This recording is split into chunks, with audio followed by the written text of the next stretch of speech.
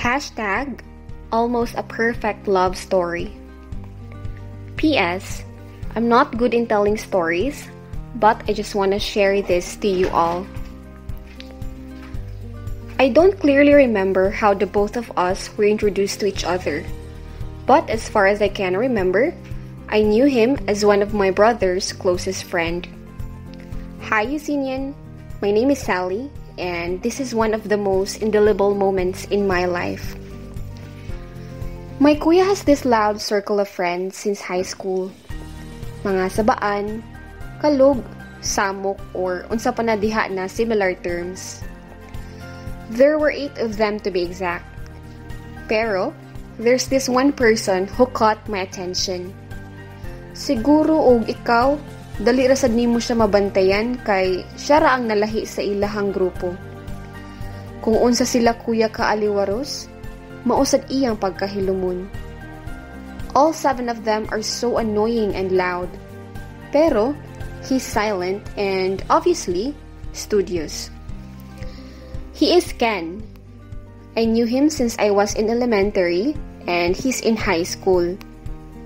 Mura ra jud na siya wala sa ako at first. I consider him as a boring person. Talagsaon lang mutingog. Kung pangutan-on, mutubag, pero taas ra ng 3 words. We're exactly opposite. I am loud, cheerful, energetic, and full of positivity. I wasn't really attracted at him at first, for I think a perfect man for me is someone who is as lively as me. Kanang kaparehas na hog vibes, and someone na duol sa ahong edad. Permin na ho ning makitaan si Ken o ilang barkada ni Kuya kay duol raman ang basketball court o computer shop sa amua. Permi sila sa balay mga istambay. Fast forward, milabay ang mga buwan and as expected, nahimo na ho siyang crush. Wa ko kay baw og ngano nga siya ahong na crush nga di jud siya akong type. He's boring. Pero wa may exact reason nga nung crush nimo ang isa ka tao, di ba? Siguro kay siya ra pirmi mabantayan sa akong pananaw. Wa hibaw naabot ra jud sa time na kada moabot sila sabay, conscious kay ko sa akong forma, akong sanina, akong baho, ug uban pa. There was this one funny moment. Ken is good at computers. He's obviously intelligent and he's even their high school salutatorian. One time, naguba among PC. Ug sa dihang ingon ako papa, si Ken na lang daw mag-ayo. I was so excited at that time na makita siya. Moro jud to'y time na lipay kay ko na naguba among PC. Naligo taon kog buntag sa iyo o nagtarong sa ahong kaugalingon. Naghuwat ko tibok adlaw, but sadly, walay Ken na naabot. Hangtod pagkabuntag, minaog ko sa balay na way liko o way gana kay lagi wa na ko nakita si Ken pagkagahapon. But pagkaabot na ko sala, nakita na ko si Ken na nag-ayo sa PC namo.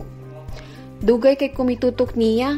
Unya, nagdali-dali og dagan pasaka sa kwarto. Kudungog ko mikatawa siya adto na time. Pero, dihara ko taman. Disad ko mo papansin, uy. Basin ko si Unkos akong kuya. Akong i-remind akong kaugalingon permi na di jud pwede kay maguwang siya kaysa nako. Our age gap is 5 years. Imagine having a crush at someone as old as your brother. As I grew older, my feelings for him developed. I was in second year high school this time, and his second year college. Talagsaon lang nako siya makita, kay di nasad kayo sila mag-hangout nila kuya, kay lahi-lahi na sila course. Also, my kuya studied abroad, so wala na siya reason para mudung sa balay. Sa social media na lang nako siya makita.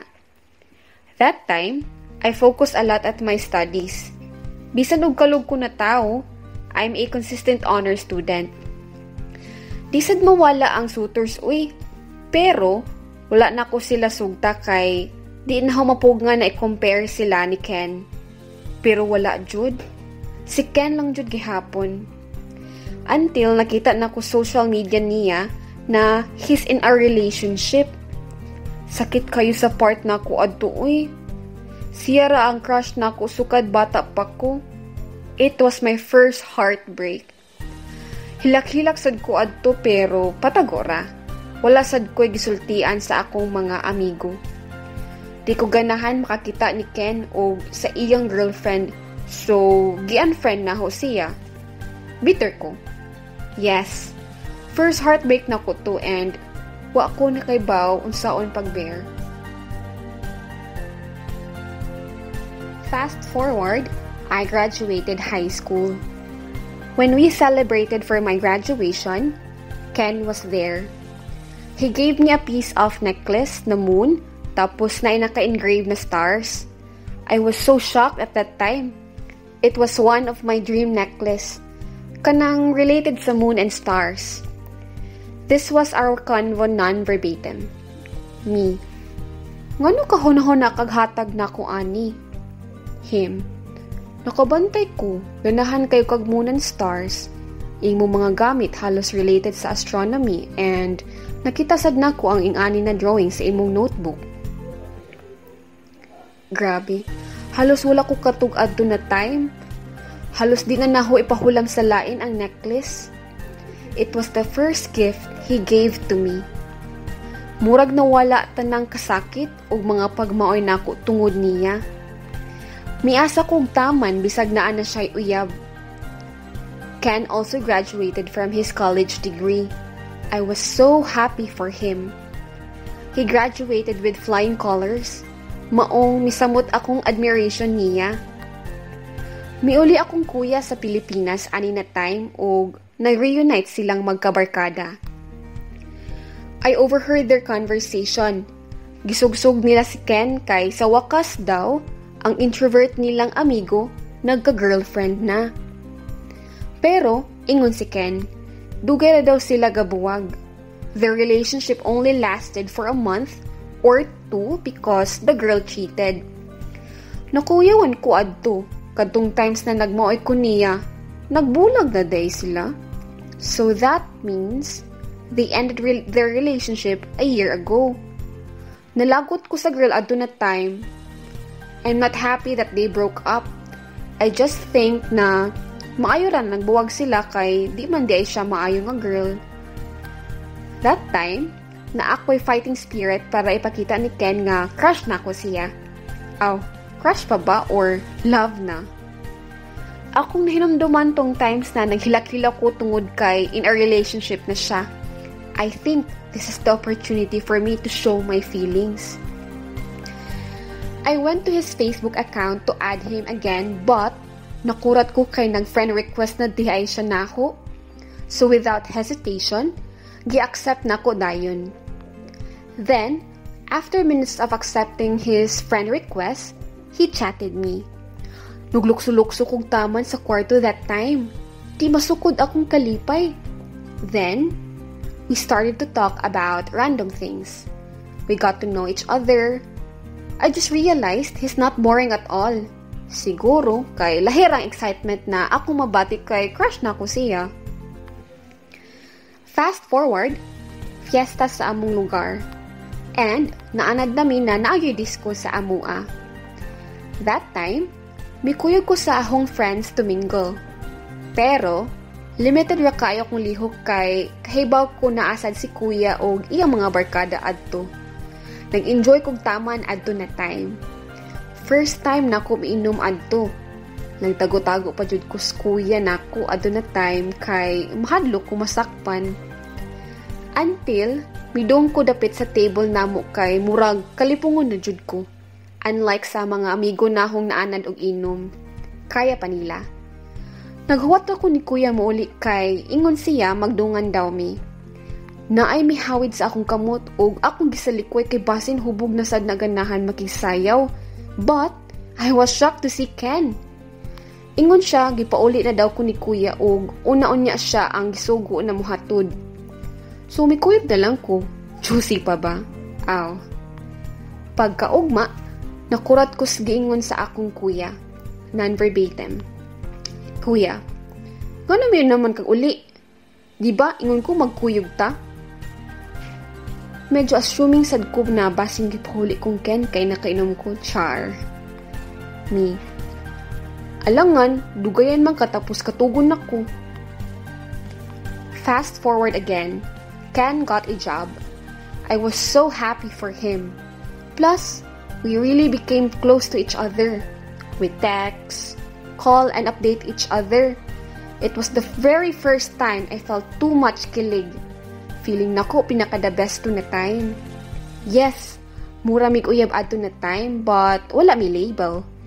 Until, miabot na og 1 year na ing adto among status. Way assurance, bawal magselos. Wa na gyud ko kapugong og pangutanan niya, so I called him. Non-verbatim. Pagkatubag niya, wala ko misturya dayon kay wa ko kay baon saon ako pagsugod. Him. Hello, unsa ato amis? Gimingaw na kanako. Gikilig jud kog taman og paminaw sa iyang katawa. Di man ko dito katawa good. Mo smile man ni but wala ako nagpadala sa emotions og di pangutanan jud nako siya. Me. Pwede mangutana? What are we? More than friends but less than lovers? Him. I love you. Wala ko katubag sa iyang giingon. Dugay sad kay siya nakatingog. Him. Pero bawal pa karon. Graduate first. Me. Ha? Kay? Pwede man kita di ba while nag-skwela ko? Him. Pwede gud unta kaso basin masumbagan ko sa imong kuya. Makuhaan sa good point sa imong papa.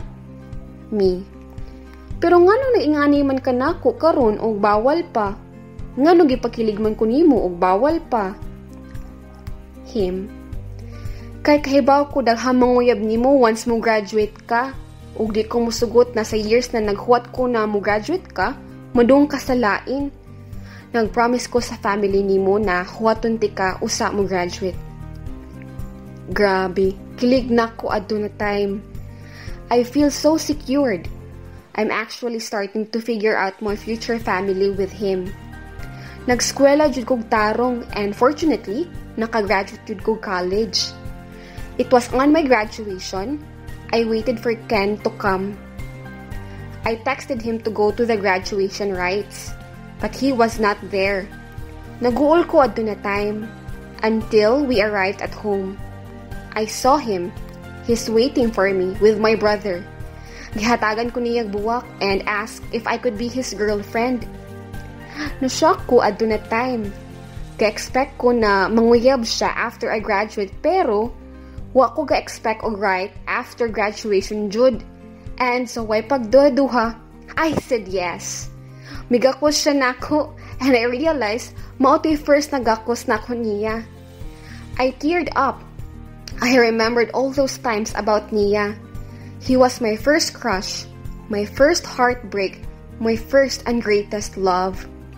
Finally, we're official and legal both sides. Many people say our relationship is almost perfect. It was the happiest moments in my life. Finally, I got to be with the love of my life. But sadly, luck isn't always on my side. I can still clearly remember everything. It was on our anniversary. Right, love? Nakas imong lola na balay adto na time. You said ganahan ka mula agta to celebrate our anniversary. Ingon ko, it's okay kung ma-delay atong celebration. Mag-celebrate na lang ta og makauli na ka. But ingon ka, after sa our celebration, mobalik ka sa imong lola nara kay kuhaon sa inyuha para ihatag niya. I was hesitant at first but you insisted. Ingon ka, ganahan lang kayo ka makakita nako o gimingaw na sad ka nako. So, I said yes. Giapas ko nimo og imo kong gidala sa isa ka lugar which is very relaxing ang view.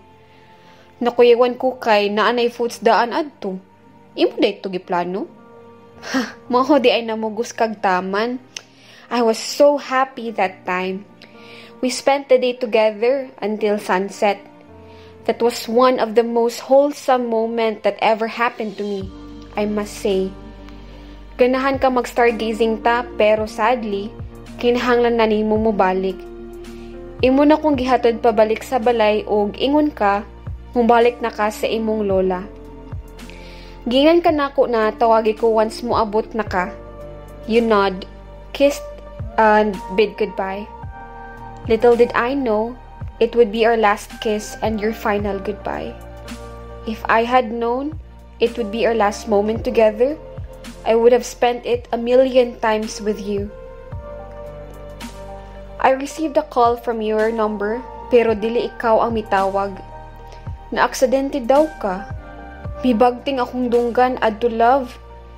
Wa ko kahibaon sa akong himuon. Nagsugod nagtulo akong mga luha. Kipadong na ko nila sa ospital. On my way, I'm convincing myself na unta, usara ni prank nimo. Gahilak kog taman samtang nagbiyahe. Hangtod sa naabot ko sa hospital, pero ingon sila na ana daw ka sa morgue. Then, I saw you, the love of my life, silently lying in bed. Wa ko kahibaon sa akong himuon, basta naghilak ko na jud kong taman. Nagakos nimo og sa imong lawas. Gipukaw ka na ko kay you just look like natugra ka love. Ingon ng doktor di kay visible sa gawas ang epekto sa accident, but ang organ sa sulod sa imong lawas mo ay na-damage og taman. Dead on arrival. Mura kog nawad-an og kusog tong nadunggan naho to. Love, you left me hanging. On the day of your funeral, ako gipabuot sa imong mama og unsay suoton nimo. Wa ko mag-expect mo abot ta ani na part love. I expect you to wear barong for our wedding, not your funeral. I expect to choose a bed for us na makatugan natong duhaan for our family, not your coffin. I was so numb at that time. Way tug, way kaon. Kimingaw na kong taman sa akong silent o studious type na Ken. Until today, I'm still in love with you, Ken. You're still my greatest love. Always have and always will. I miss you so much, love. Even if it's already 5 years that has passed, but still, the pain is still evident. People may see me happy outside, but I still pray every night to God to bring you back to me. I'm even typing this while I'm in burst of tears. I hope the universe will let us meet again in our next life. I love you always, Ken. Your love, Sally.